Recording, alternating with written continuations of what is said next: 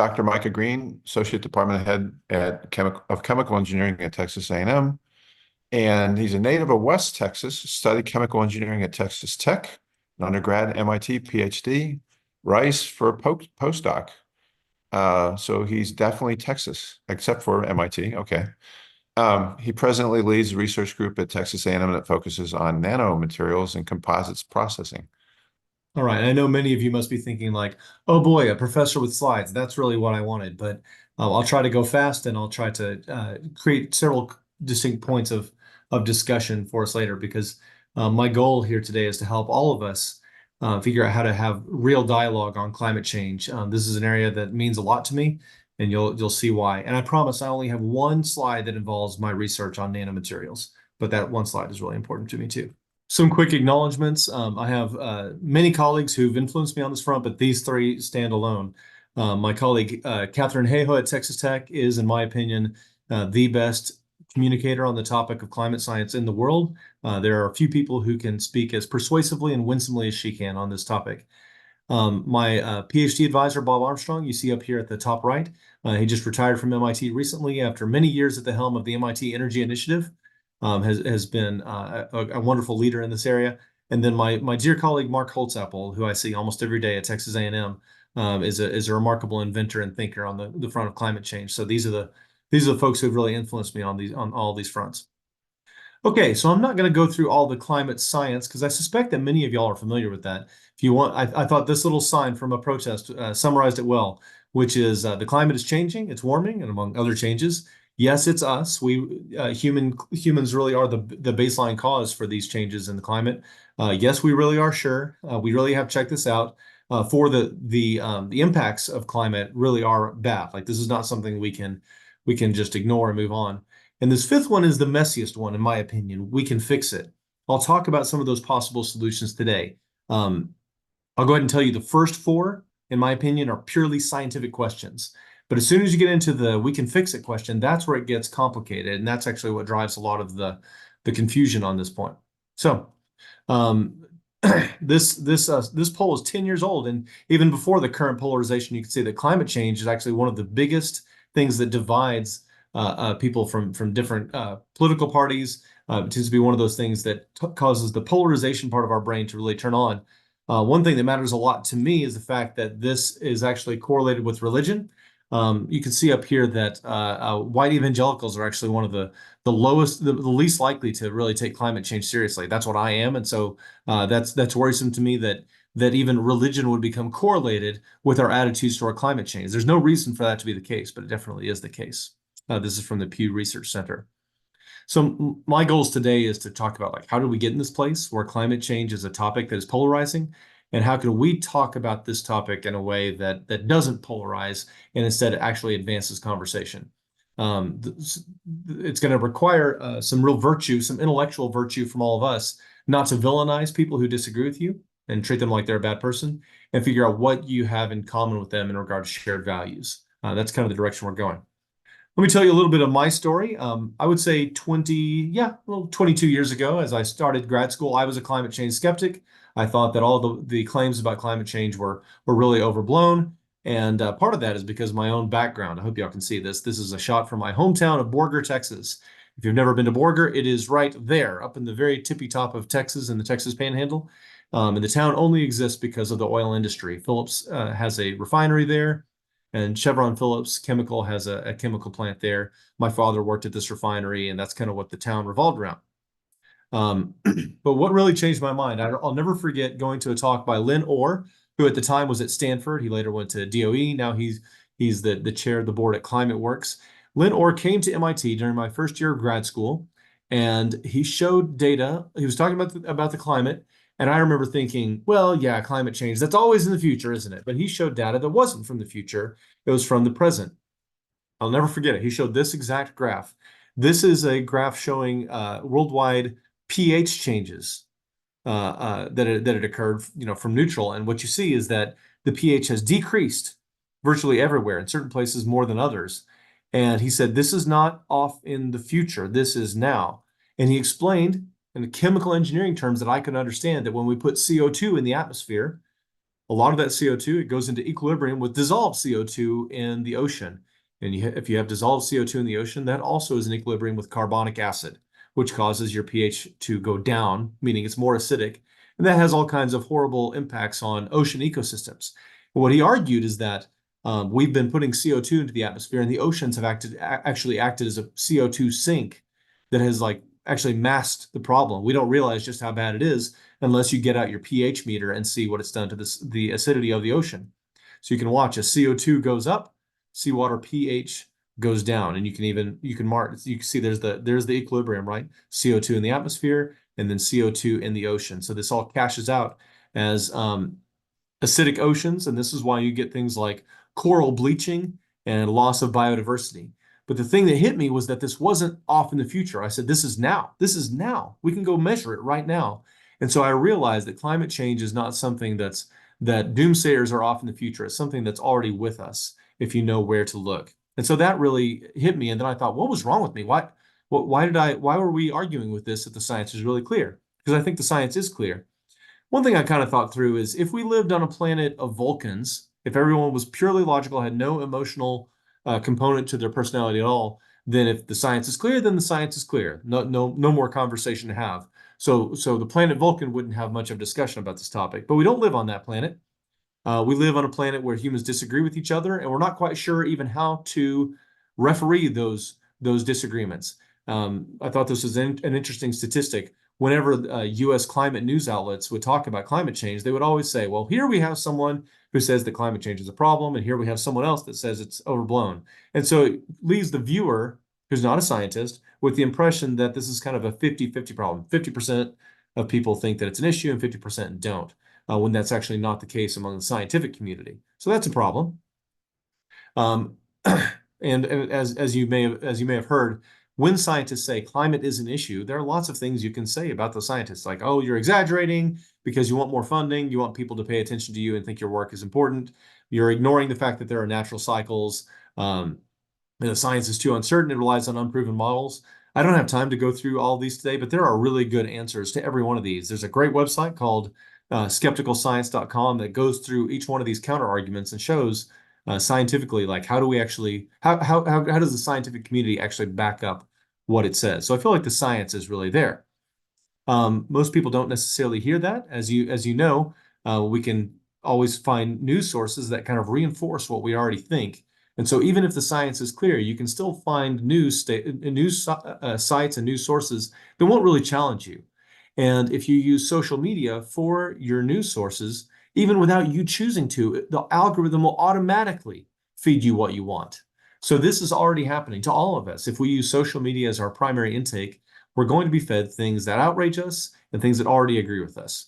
And so that means that if you have two sides of a debate, they're not necessarily working with the same set of facts, and they're working they're facing this silo problem where everybody in their realm, everyone in the news that they get is telling them that they're right and that the other side is either evil or stupid or both. And so if you wonder why is there a divide if the science is clear, that is the reason. And so that's hard to reckon with. Again, if we were on a planet full of Vulcans, this probably would not be the case. And we have to admit that human beings are kind of naturally tribalistic. We don't primarily think, what is the truth when someone else is trying to persuade you of something? We actually tend to think in terms of teams. Who's on my team? And I thought this was really a beautiful little map that shows the interactions on social media. This is divided along partisan lines, but what you can tell is that there's an echo chamber in red and there's an echo chamber in blue, and these two sides don't really interact with each other. In fact, when someone in the red cluster here, if they encounter someone on the blue cluster, it may be the worst or the silliest of the blue cluster, and vice versa. David French refers to this phenomenon as nut picking, where you find someone who disagrees with you, but it's the worst version of the person who disagrees with you, and you say that this person is emblematic of that other side. And so that's why we're really prone to think that we're right and the other side is not merely wrong, but evil or stupid, as social media exacerbates exactly these kinds of impressions. So this is a problem, and I feel like conversations like the one we're trying to have today can help to alleviate some of that polarization. And so that's where this whole idea of political teams kind of comes along. So this is one thing. It's going to be hard for us to take this in, but if if you care about climate, that means you too are prone to tribalism. And so if environmental care is identified with one political team, then that means the other political team is automatically going to not trust you. And sometimes environmental advocates have actually fed this rather than fighting it. Ultimately, what we want is for both political parties to care about the environment rather than identifying environmental care as a particularly blue or red issue. Okay, and so that's why so that's something I think that we really have to worry about. Okay, my gut impulse is always to say, like, you know what? I'm going to learn as much as I can, and I'm going to throw as much information as at you as I possibly can, because that's how humans are convinced. Again, that's not actually true. That will convince Vulcans, but it doesn't actually convince humans. This little cartoon here on the bottom right is from one of Catherine Hayhoe's videos. She has a great video series called Global Weirding. That's a great phrase because it shows that climate change is not just about warming, but about just oddball weather, which I know we've had some experience with recently. But what this little cartoon shows you is that when someone is a climate change skeptic, it's not just a particular belief that they have. It may be something more than that. It may be part of like their political tribe, their identity. And so throwing more data at them is not necessarily going to help. In fact, studies have shown that sometimes when people have more information, it just means that they're better equipped to dodge the information that they don't want to hear. And so you have to get beyond this issue of this person seeing themselves as a climate change denier. If that's their team, you can't argue someone's out of their team. I think that's the difficulty. And one example of this is when you think of climate change, for many, many years, the politician that jumped to your head first, was probably Al Gore, right? And so there's memes like this floating around. I am the Lorax, I speak for the trees. And so people thought, okay, climate change, who cares about that? Well, Al Gore cares about that. Well, what political party is he part of? Some of y'all may have heard of Bob Inglis. He's a former Republican congressman from South Carolina. He's an advocate for climate action now, but he said he used to be radically opposed to belief in climate change and climate action. In his first few years of Congress, he said, all I knew was Al Gore was for it, therefore I was against it. And so Inglis was saying, like, okay, if one team advocates for something, then I'm against that. And that's how easily we can be polarized. Okay, so then if that's the case, what do we do? One of the reasons I have found here in Texas, I'm going to share personally, this is from my own family. Most of the people I know here in Texas who are climate change skeptics, what they hear is climate change is a problem. What are the possible solutions? And all the solutions look like this. They all involve some kind of big government action, right? Or United Nations action, maybe beyond the Capitol building, to some kind of global government action. And that possible solution makes them say, like, ooh, that definitely sounds partisan. That definitely sounds like it's more Democrat than Republican, and makes them suspicious, right? So I think I can summarize kind of what I've told you so far from this quote. The fuss over global warming is just another liberal excuse to socialize the economy. I don't know if my dad has said those exact words, but I'm pretty sure he's come close. So what this shows you is when he hears someone talk about climate change, he thinks, okay, someone is promoting climate change as a problem, and all the possible solutions to it involve big government and socializing the economy. That's what people who are not on his political team want to do. Therefore, he's against it, right? That's how easily we become polarized. So what do we do if that's the case? How do we get past this? I mean, scientifically, this is kind of a silly thing to be facing because the thermometer doesn't care if you're a Democrat or Republican. Why should it care? It doesn't matter, right? So you could see that what my dad is reacting to in those cases is that many of these proposed solutions do seem to pit the environment versus the economy, right? Where they say, well, you can have climate action, but it's going to cost you. It's going to cost you in ways that you do recognize, like at the gas pump, in terms of taxes and things like that. So I think we have to recognize that this is a balancing test, and people are rational in being skeptical about it. Okay, this is this is important that we recognize how rational it is. So here's the thing that I have found to be the most helpful in actually advancing real dialogue. The problem of climate change, just like the thermometer, is purely scientific, right? The thermometer doesn't care if you're Republican or Democrat. The pH meter doesn't care if you're Republican or Democrat. The measurements do not care who you are. You could send a robot, a Republican, or a Democrat, and they will all get the same measurements. So science tells us what the problem is. But as soon as you start talking about solutions, here's what we should do, here's what we ought to do, and it's going to cost the following. Once a dollar sign enters the equation, it's no longer just science. Now it involves economics, diplomacy, politics, and even values and ethics about what our duties are. Okay? So if you had to pay attention to any slide, I think this might be the most important one, is if we get it into our head, the problem of climate change is scientific, but the solutions are not, and you give people permission to disagree with you about the solutions, then I think we can have real dialogue. I don't want to be stuck in this mode that I mentioned earlier where people, they don't like the possible solutions, so then they dismiss that the problem exists at all. Okay? And so this is what I mean by permission. There are a lot of people, they think if they believe that climate change is a real issue, they'll effectively be kicked out of the conservative club. They'll be kicked off of their team. And so you have to give them permission and say, look, if you believe that climate change is a problem, you don't have to turn in your conservative card. It doesn't mean that you have to switch political tribes because this part is purely science. Okay? Let's talk a little bit about solutions. And I want to help us all kind of understand what the rules are, where possible solutions to climate change come in, and where science, what science can do and what science can't do. So I've already told you science can tell you about the problem of climate change, but what about the solutions? I think the biggest trouble I see is when science uses words like ought. What ought we do? What ought we do? What should we do? So science actually doesn't ever use ought words or should words. It only describes what is. Science can tell you, if you hit the ball with this velocity, it will bounce off and then go off at this angle. So science tells you what does happen. It can't say you shouldn't do it, or the ball should not have done that, or that is a morally evil billiard ball for doing something like that, right? Now, some of you may think like, wait a minute, that's not right. Scientists do say should sometimes. They do say we should brush our teeth. We should act in a certain way. We should, it seems like scientists say should all the time. Most of the time when a scientist says should, it is not a moral should, not a moral ought. What they're sharing is a prudential ought statement. So here's a good example. If you have a technical goal, like landing on the moon, you can use science to say, well, what actions would be prudent or efficient in order to achieve that goal? For instance, if you want to land on the moon, it would be prudent to have an orbiter and then a lander, two separate crafts. And that's exactly what NASA did back in the late 60s. So notice a scientist said, here's what you should do, but they don't mean you morally should. They mean it would be wise or prudent to do it.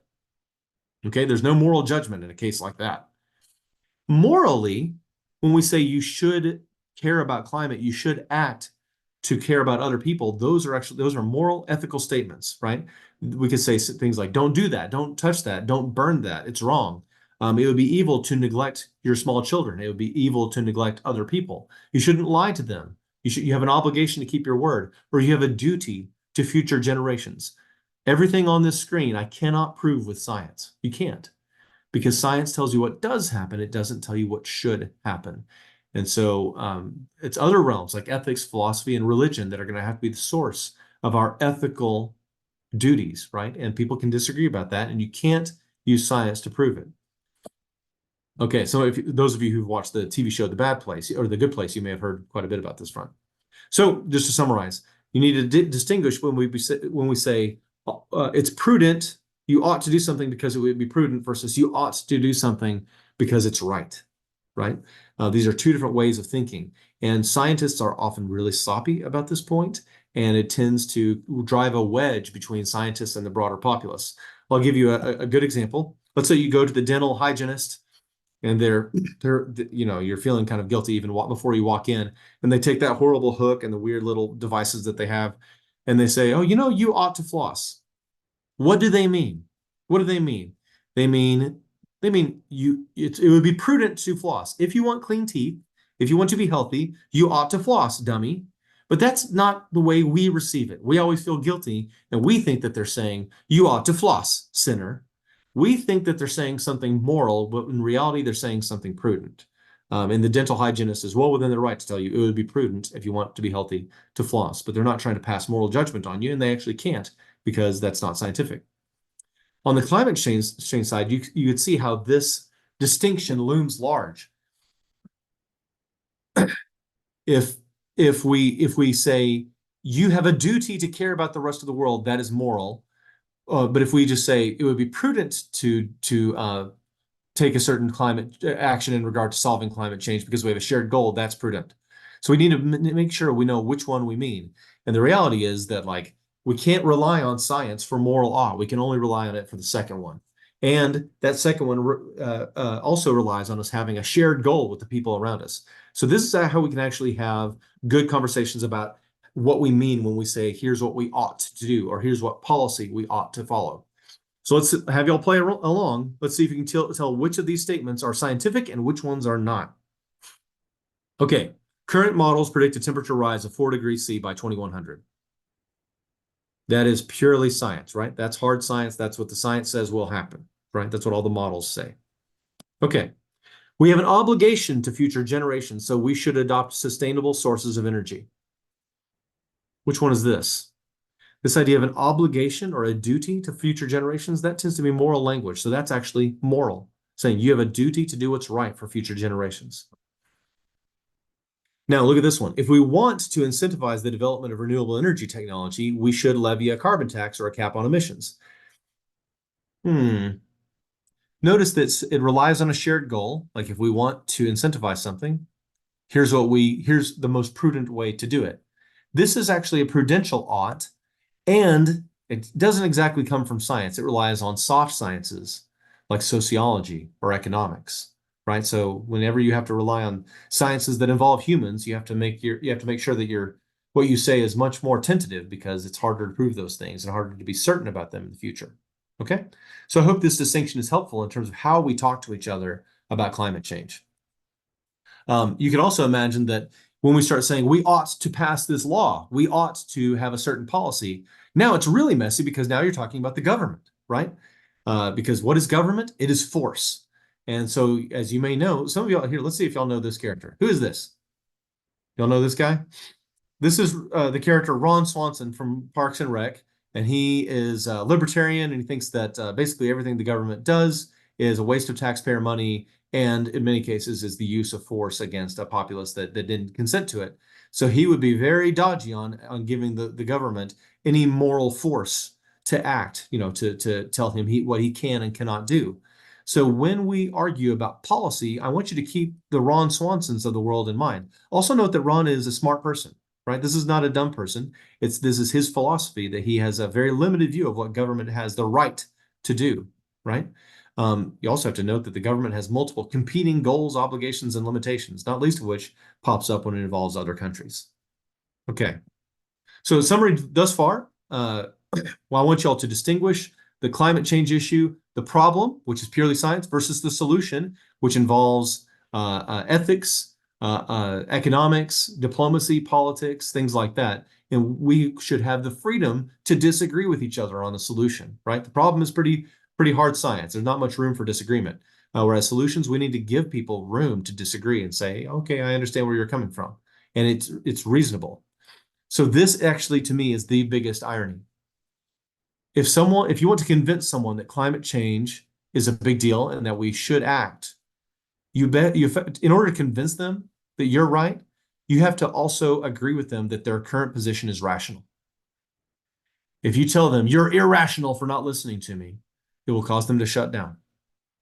It will cause them to shut down. But if you say, I understand where you're coming from, Ron Swanson, but here's where I think we can make progress together, then he'll actually listen to you because he's no longer in that polarized mode. So I think this is the posture we need to adopt. All right, I am going to go into science mode, well, more science, but engineering mode now, and talk about some of the solutions that are out there. If you want to actually address CO2 emissions, if you want to address some of the climate change problems that are out there, what can we do? Well, most people, they tend to say, well, let's just use less energy. Let's emit less. This is an image from Beijing. Some of y'all may recognize the stadium on the right. This was the 2008 stadium used in Beijing. And they didn't quite let this happen during the Olympics that year, but this is the normal state of affairs in Beijing. The sky looks that bad because of emissions. The problem is that like energy consumption is correlated with, quality of life, right? This is a human development index on the right. And then on the x-axis is power consumption per person.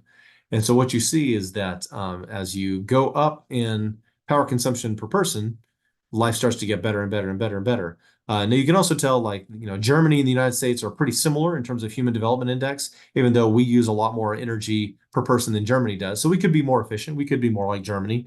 Iceland uses a lot. They get a lot of geothermal power for free. That's why they're so far to the right. But some of these countries down here, like India, if they want to move up the curve to be more like us, it's very hard for us to tell them, like, no, you can't, because I don't want you to use so much energy per person. So this is a pretty tough, this solution number one is pretty tough to go, right? Because China and India are growing and want to increase their quality of life, and I don't blame them. Okay. And not just that, is like, but these are big countries, and we really don't have any ability to enforce any kind of action on India and China. Even if we said, even if the entire United States was agreed, here's what we should do. We can't, we have no way to force them unless it's in their economic best interests. Okay. Let's go to solution number two. This is, instead of just emitting less, let's be more efficient. There are lots of things that are being developed here. You've heard of smart houses, energy efficient houses, things like that, but it doesn't really solve the problem. It just makes the problem less. Okay. Another thing you may have heard of is greenhouse gas mitigation via carbon capture. Carbon capture, that's when you use a technology to sequester the carbon. So if you've heard that word sequestration, usually I think of sequestering as a jury, right? If a jury is sequestered, that means you have to huddle them in a separate hotel or a cave or something and say, stay away from everyone else because you're now a sequestered jury. So it's the same idea. The traditional ideas for carbon capture and sequestration is, if you have a power plant and you're burning coal or something like that, as the CO2 is coming out, it's at high concentrations, you capture it, and you compress the CO2 and put it back down under the ground in some place or another, right? Some kind of formation below the ground. The appeal of this is, that carbon came from below the ground in the first place, right? So the idea of saying, okay, carbon, back into the ground you go, is very appealing. The trouble is this just flat out cannot be done on the scales that are necessary to really make a dent in the problem, right? So even if you capture, all this CO2, actually putting it all down there economically is pretty tough, right? It's hard to make this work. Okay, this is the one slide I'm going to talk about my own research. I know some of y'all were like, I was told there'd be no equations. So let me walk you through this. Here at the top, I have methane, CH4, plus oxygen goes to CO2 and water. If you have natural gas like methane and you burn it, this is the reaction you get, and it makes CO2, right? And there's an equivalent, for every kind of hydrocarbon that you burn, there's a similar kind of reaction that happens. Now, I want you to imagine that instead of doing that, you take that methane and you pyrolyze it. That's a high temperature reaction, but with no oxygen present, and you can get hydrogen gas, H2, which can be used as a clean fuel, and you get a carbon solid. So I live pretty close to Houston, and I'm going to tell you right now, there's a conversation that has started happening in the last 5 years. It wasn't happening 10 years ago, but this green conversation here is happening now. Probably the best example is the Carbon Hub, which is housed at Rice and led by my former advisor at Rice, Matteo Pasquale. And the whole idea is to take methane and other natural gases, split it to make solid carbon and hydrogen gas. This is being led by petrochemical companies like Aramco and Shell. ExxonMobil is interested in this. Chevron is interested in this. And so the good news for everyone is that the petrochemical industry cares about its emissions. They really are trying to curb their emissions, especially if there's a carbon tax coming down the pipe.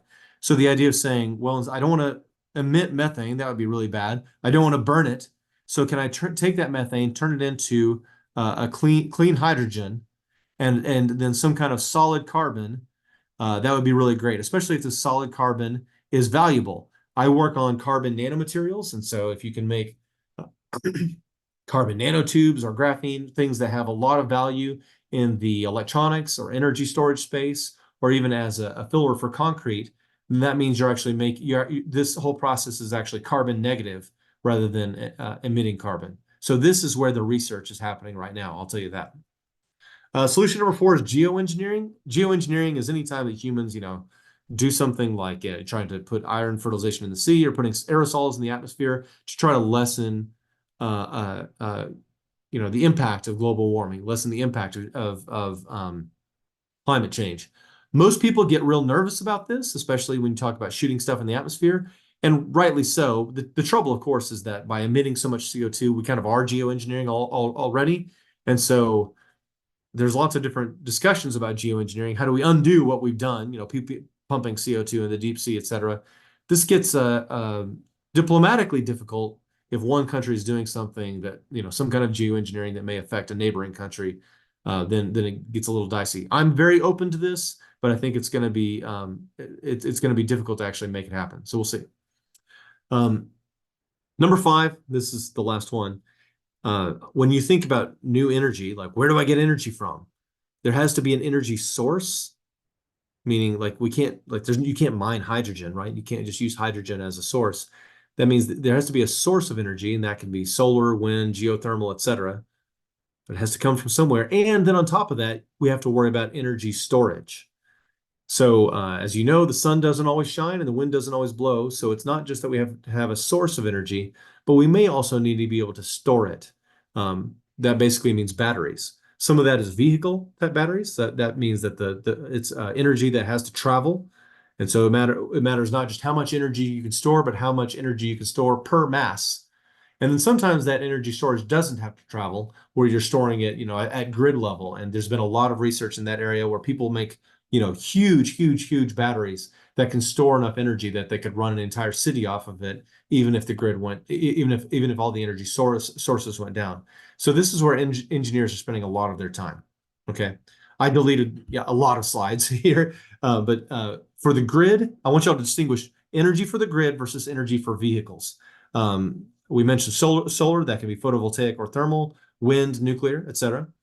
For vehicles, there's a lot of interest in biofuels. There's also certain interest in some natural gas fed vehicles that still does emit, but it's not as much as conventional fuels.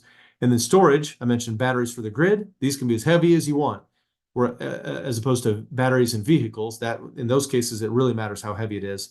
And then there's a lot of people who want to use hydrogen just as an energy vector for vehicles. So hydrogen is not an energy source, but it can be a way to store energy in a way that it goes on a vehicle. So when you hear about fuel cells and things like that, that's what they're talking about. Okay, so if we agree on this problem, what's the problem with all these proposed solutions? I hope you probably figured this out already, is that most of those solutions are going to involve some kind of government spending or regulation of some kind. Or if it's international regulation, that's really going to be painful. Because there is no international government. So again, Ron Swanson would look at this and say, "Oh boy, I don't like any of those."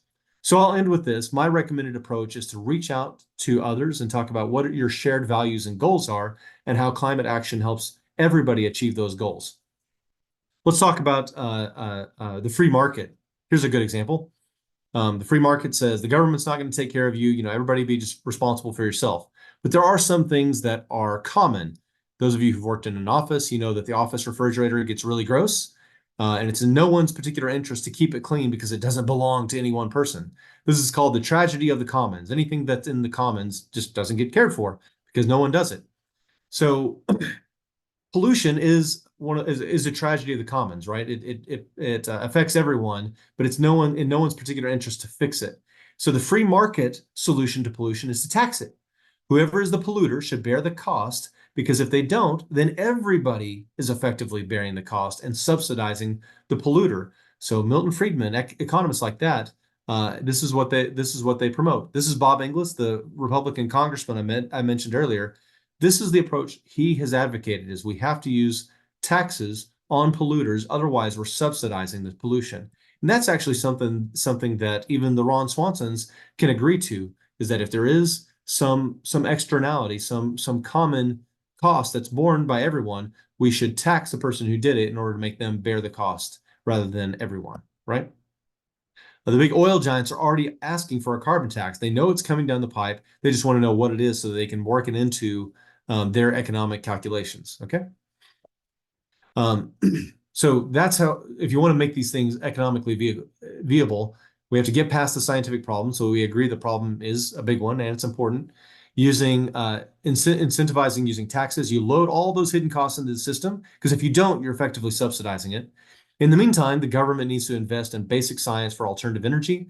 There's a lot of that going on now, but not nearly enough. And this last one I'll mention is that you want an economy that is hospitable to small businesses. Some of y'all may have heard of the Valley of Death. That's where you start a small business, it's promising, but that gap between being a promising small business and being an established business, there are a lot of businesses that die along the way. And we want to use government policy to try to help those small businesses thrive. And again, I think even Ron Swanson can get on board with that. What about the rest of the world? I mean, you've heard of like the Kyoto Accord and the Paris Accord. These are self-policing. There's no real way to enforce it.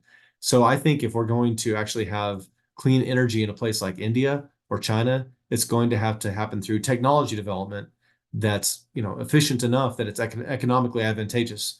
I have found when I talk to climate change skeptics, as soon as you use the word competition, a different part of their brain lights up, their eyes light up, and they say, well, we want to be the leaders. We don't want China or India to be the leaders in solar technology, which China is right now. I can tell you that.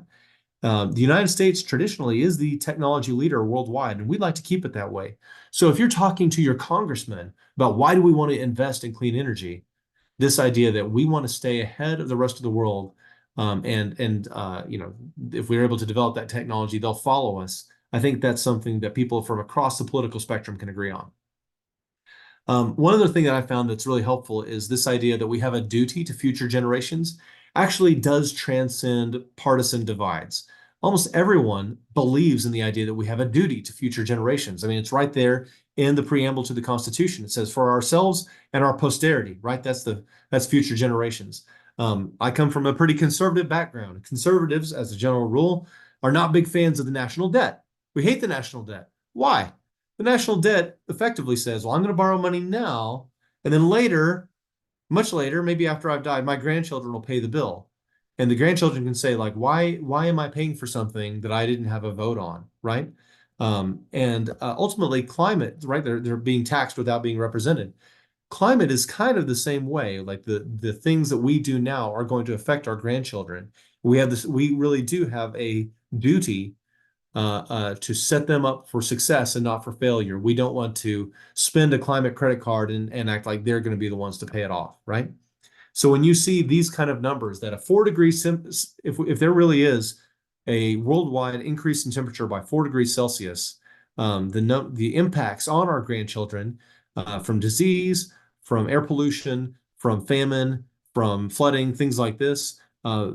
These numbers should shock you and say, I don't want my grandchildren to have to put up with these problems. And I think people across the political spectrum can agree on that because everybody cares about leaving a better world for their offspring. That also applies to national security. Climate change can cause disruptions. We've already seen it cause disruptions in immigration out of the Middle East, food supplies, that's already happening. And that affects the way that the United States uses its military.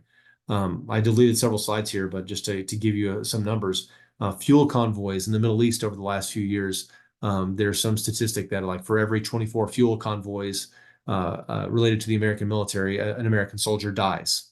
And so that idea of like clean energy technology can literally mean less flag draped coffins. I think so that's something that people across the political spectrum can agree on, right? This is my friend Catherine. Again, I think she's the best communicator on this entire topic. And what she always does is she says, let's not talk about global or national politics. Let's talk about your community. Has your community, whether it's in West Texas or Canada or wherever it is, what have you faced in terms of drought, in terms of local flooding, heat waves, right? Those of us in Texas, I know a lot of us here on the call are from Texas, and all of these things on this list, we know we've faced recently. And so when people say, yeah, the climate really is getting weirder, now it's no longer national partisan political food fight. Now it's something much closer to home, my local community that I want to see thrive. And this breaks down those barriers to conversation. So talking much more locally, I think will promote better conversation. Okay, I think that's about all I wanted to tell you all is that to me the science is really clear on the problem of climate change, but not clear on the solutions. The reason people don't all agree on climate change is because the way we get our news and the way we talk about it is politicized and polarized. And these solutions to climate change are not easy, right? There is no home run, not right now. And any solution we come up with is going to involve moral values and duties, not to mention dollars and government obligations. So if we want to promote good conversation on what those solutions ought to be, we have to do so based on shared values. It's always much easier to tell someone you care about your local community and you're right, instead of telling them here's where you're wrong. Right? That's how we actually get people to sit up and pay attention. Okay, with that, here's my contact info. I think now is a good time to open things up for questions. I'm going to leave the slides up for now so that we can get back to specific slides if we need to. Thanks, everybody. I appreciate it. All right, thank you, Mhm. Dr. Micah. That was very interesting. Um, so far, I don't see a lot in the chat, but we're usually used to people raising their hands and asking questions. So, Let me see if I can see everybody. Yeah, there we go. yeah. But the one thing, you with your materials, are they like? So, in other words, to split the CH4 into the carbon and the hydrogen. It acts like a catalyst then, where you don't have to, you greatly reduces the energy, and that's whatever that's the grail, the holy grail. So that's a good question. So if I go from methane to carbon plus hydrogen, that's called pyrolysis. Not pyrolysis, but pyrolysis. And there are multiple ways to do it. If you use a catalyst particle, little iron catalyst particles during that process, you can grow carbon nanotubes, which are very valuable for lots of different applications. If you don't use a catalyst particle, then you tend to make something a little more like carbon black. I think all of y'all are familiar with carbon black. You've seen that in lots of different products. Carbon black is useful, but it's not nearly as economically valuable as nanotubes. And so this is kind of where the petrochemical industry is looking. They're saying, I'm going to be penalized every time I emit methane, and I'm going to be penalized every time I burn methane. And a company like Shell has a lot of methane reserves, a lot. And so they're trying to think, how do I go from methane to not emissions? Um, you're right, though. You should be thinking like, well, how hot is pyrolysis and how much energy does it take to do it? There is a cost there. If that can be done electrically, that would be really advantageous. My research group, we actually work with the company Dow and the National Science Foundation to try to do industrial heating using just electricity. Because if you can heat using just electricity, then you could potentially heat using renewable resources. So imagine renewable energy, electricity, heating, turning methane into a fuel without emitting any carbon. That's where the chemical processing industry is thinking right now. Does that make sense? Yeah, but carbon black is not something you can like add to soil to make it more productive, or Yep, is it? interested in soil enrichment, like you just said. I think the best impact of any of these carbon solids is going to be in concrete. Okay. Concrete is a huge market. And let's say, I mean, I've heard some crazy numbers, like you add 1% carbon nanotubes to a concrete mix, and the compressive strength goes up so much more.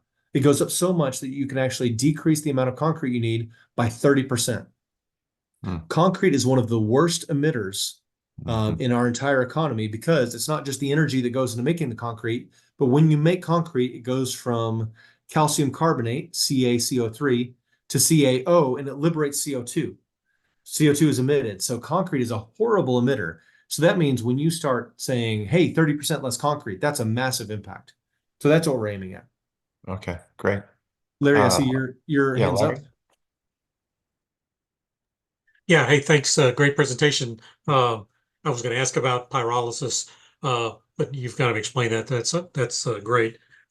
With regard to this, the talk that you gave us, you're among kind of probably a lot of like-minded Sure. participants here.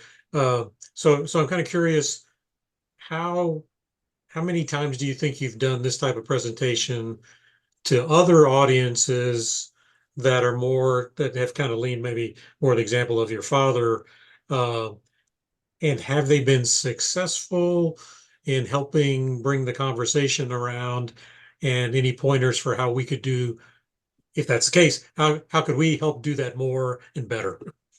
Yeah, most of the I work in a university, so most of the time I've given any kind of talk along these lines, it's been to students more so. I'm a Christian and I work with a lot of Christian ministries, and so um, the idea that like white evangelical and climate change denial are correlated bothers me to no end. And so a lot of times I'm talking to Christian student groups and trying to tell them like why they should care about the climate. They're generally pretty receptive to that. I think dividing problem from solution is helpful, and then explaining like why your hesitation to buy into something like the Green New Deal is rational. It's almost like as soon as you tell them like, you know what, you actually I understand where you're coming from. You make some good points. Then they let their guard down and they're like, okay, good. We're no longer in like partisan fist fight where each one thinks the other one's evil and stupid. If they are willing to listen to me, then I'm willing to listen to them. I'll give you a story. Catherine, my friend Catherine, I mentioned, she has a wonderful book. I'll put this in the chat. The book is called Saving Us by Catherine Hayhoe. And in the book, she shares about how she actually had to go give a presentation to to the board of a large oil company. And she thought like, oh man. She said, I always try to find something that I can have in common. Like if she's talking to farmers or something, then there's a lot we can find in common. But she was like, what can I have in common with this big, all these directors of a big oil company? And then she went in, and the first thing she said is, she said, listen, I know y'all don't hear this from people who talk about climate very much. She said, I am thankful for what petroleum has meant for the convenience in my life. It is easy for me to get food from around the world. It is easy for me to get to and from work. It is easy for me to go and pick up my son. Like my life is more convenient because of your product. Like I can't get, like, that is a fact. And someone on the board says, thank you. Like they said out loud, like, thank you for, and after that, they were like, okay, cool. So you're not like on team, you don't think we're on team evil, and I don't think you're on team evil. So let's brainstorm about how we can change how we do business to decrease emissions. You see what I'm saying? She never had to convince them to say like, I renounce my association with the petroleum industry, and it was more so she convinced them like, we're not on opposite sides. I really do appreciate you. Now let's go into brainstorm mode. So anyway, I think that story is maybe the best I've ever heard about getting past some of those things. Okay, thanks. Yeah, you bet. I see a hand from Robert, and then I'll get to some of the questions in the chat. Thank you Go ahead, so Robert. much, Dr. Green.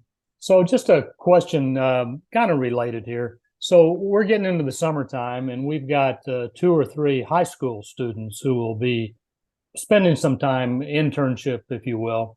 And so as an educator as well as a researcher, what would be your suggestion on activity? Well, these kids are already on board, if you will. I mean, I've talked to, I mean, sustainability, they're concerned with the environment and this and that. So they can teach us a lot.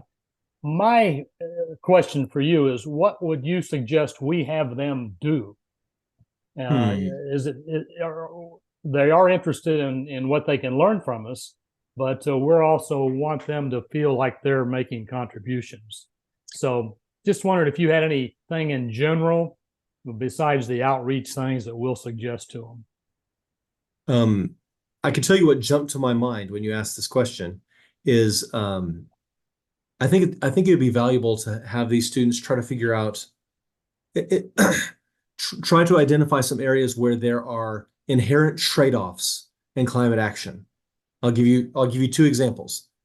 I went and visited Chevron Phillips 3 days ago in Houston, and they're very interested in sustainability as it relates to polymers and plastics. We're all in favor of that, right?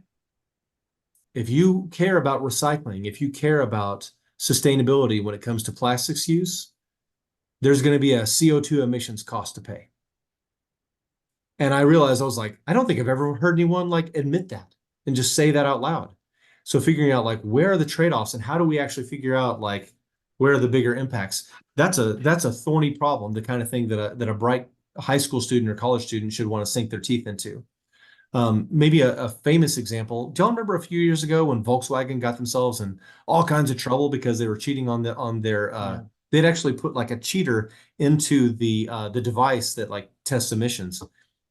The reason they did so, obviously they got in huge trouble, and there was a lot of criminal cases after the fact, because they literally like put a thing in the device saying, when you're being tested, say this, but the reason they did it is because in Europe they were facing requirements for miles per gallon. You must get this high miles per gallon, and you must be low emissions. Those 2 fight against each other. You can't do both.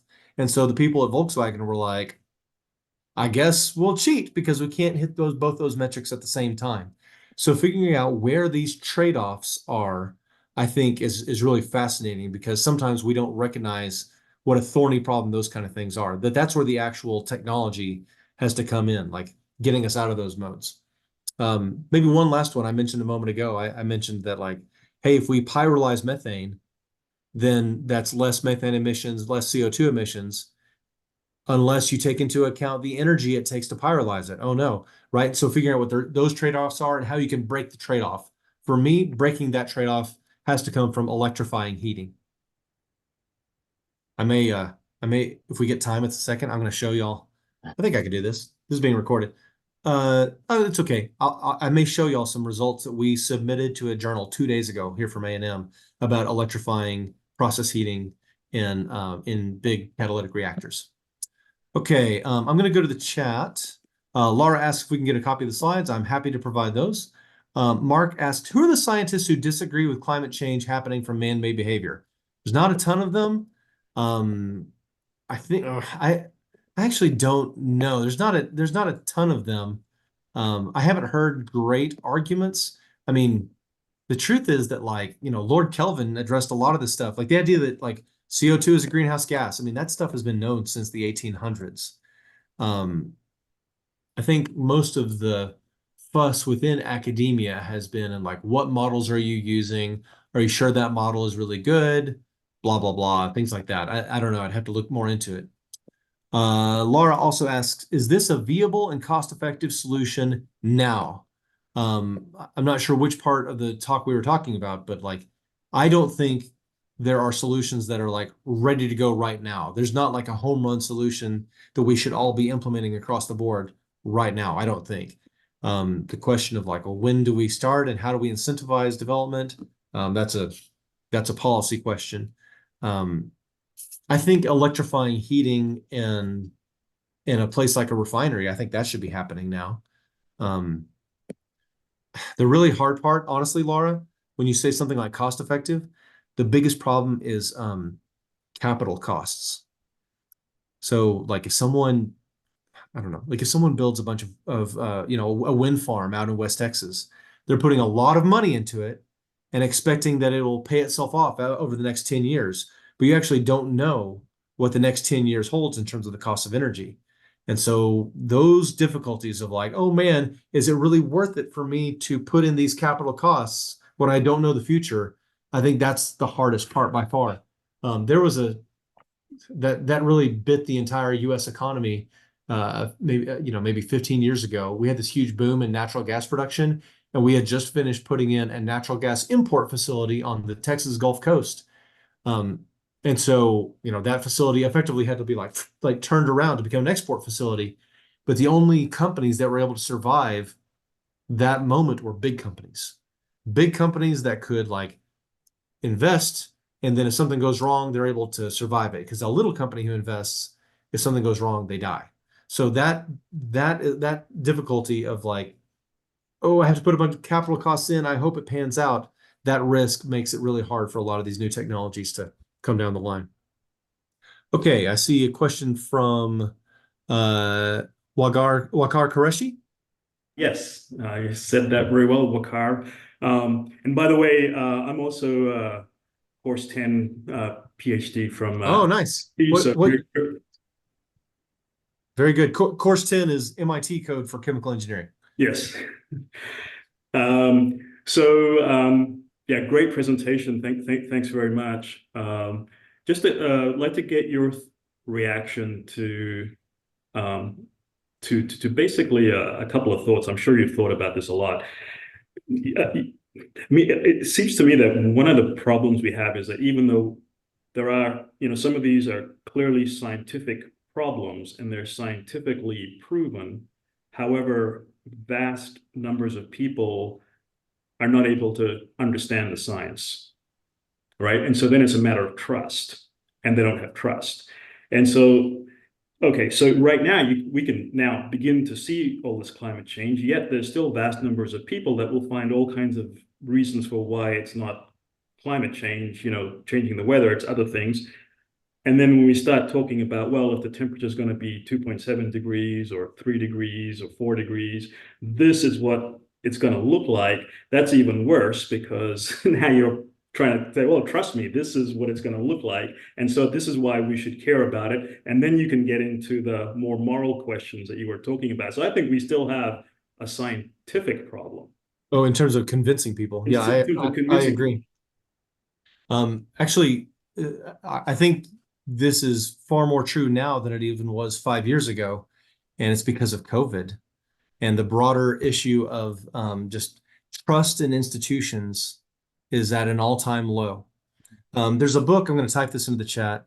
There's a book by Yuval Levin called A Time to Build. And the gist of this book is that like we live in a uniquely anti-institutional age. People say like, I don't trust universities. I don't trust the government. I don't trust the church. I don't trust the Boy Scouts. I don't like, there's all these things they don't trust. And part of it is because, some of those institutions have like abuses or lies have come out and they've said, okay, I don't trust them. But that means that like, if everybody is like individualized and doesn't have a trust in any kind of larger institution, that really makes it hard for us to like ever have consensus, to ever build anything bigger. And so the gist of the book is like we need to build new institutions that can actually build back trust. I do feel like here at Texas A&M, like there's still a lot of institutional trust, but across the country, like it's kind of low. Some of y'all may remember this, like at the beginning of COVID, they were like, don't get masks. And they said, oh, do get masks. I think all that was very fair, but the general public, I don't know, somehow their like level of confidence in the scientific community went down during COVID. And I was just like, oh, what are we going to do? And so I struggle with that. It may be, I'm trying to think of how to be more convincing, because I think you're right that we can't just say like, I'm a scientist, trust me, because it's not going to work. It may be that instead of saying, it's almost like they have to want to listen to us because we think they're on their team. And I think going to basically the more local you go, the less like polarized it will be. So what I mean by that is if we had a session on like, let's talk about climate change in the United States and what we're going to do about it, people like, they kind of get their political hackles up. But if you said, let's have a session about what we're going to do about flooding in the Houston area. How do we plan for this sort of thing? People are like, yeah, that affects me directly and my neighbors that I care about. Getting that mode of thinking, I think it'll make people less skeptical, less combative, less polarized. I don't know. That's what comes to my mind. I don't know. It's frustrating though. Yeah, You're right. that's a good. I mean, it's a good idea, and I didn't mean to put you on the spot. No, Question like it's a huge problem. Yes. Building up trust in science again. Yeah, thank you. Sabrina has her hand up. Sabrina? Oh, thanks. Really amazing presentation, by the way. Thank you. It's certainly Appreciate it. very refreshing to hear and very hopeful. Maybe my question is a good segue from the last one. I feel like whenever I hear from folks that are like more like inside the oil and gas industry, and they're talking about this hard pivot that the entire industry is kind of trying to do right now, which is very hopeful. It's something that I would love to see.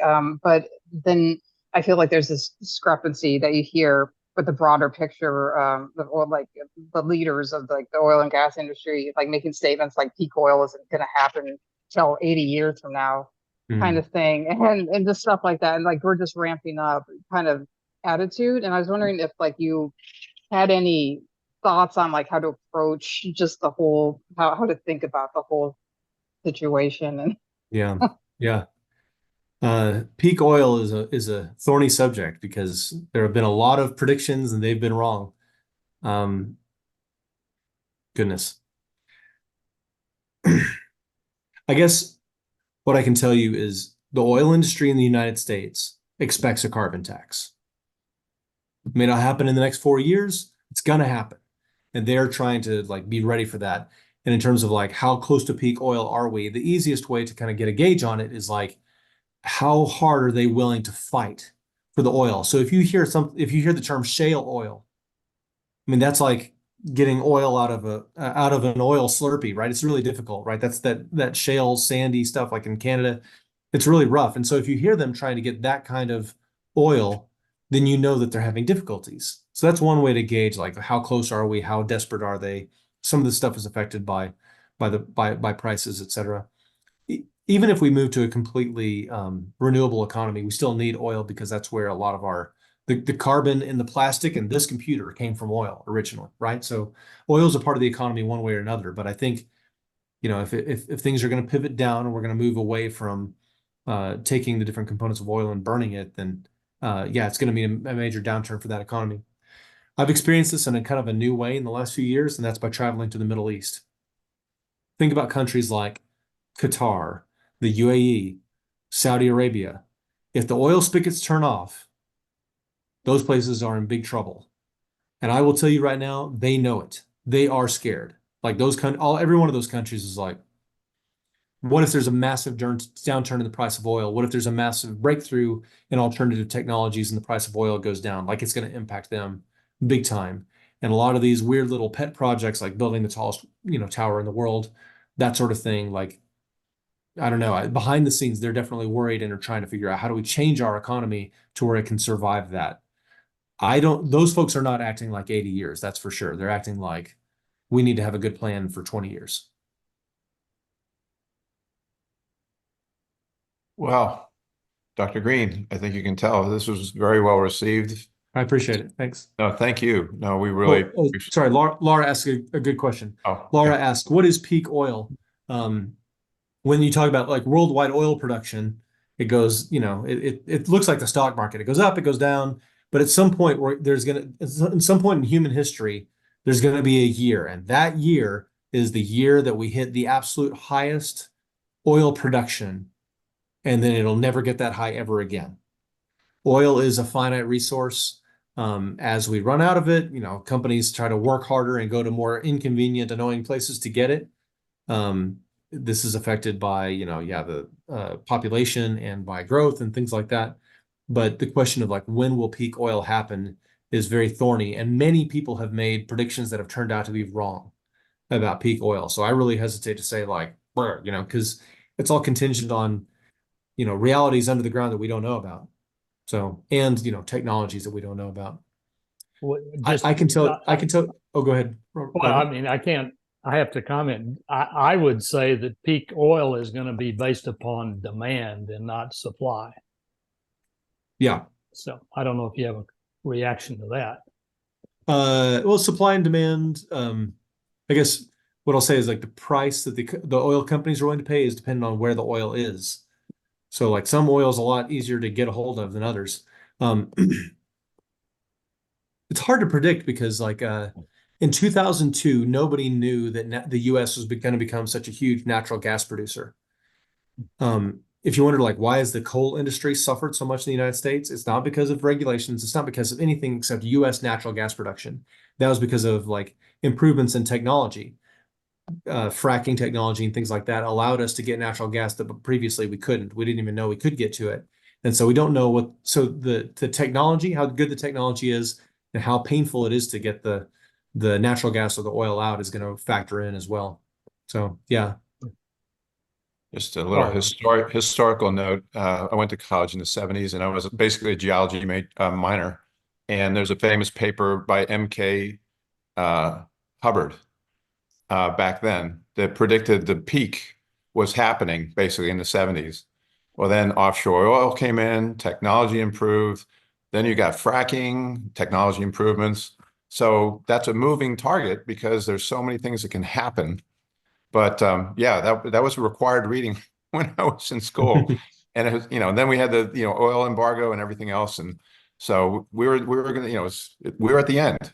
But certainly that wasn't the case. And thank goodness, because I had my career in the oil industry. But what I would like to do now, though, I once again, Dr. Green, thank you so much. It was a fantastic. I think everybody enjoyed it immensely. Thank you all for having me. I sure appreciate it. Thank you, Micah. Appreciate it. Thank you so much.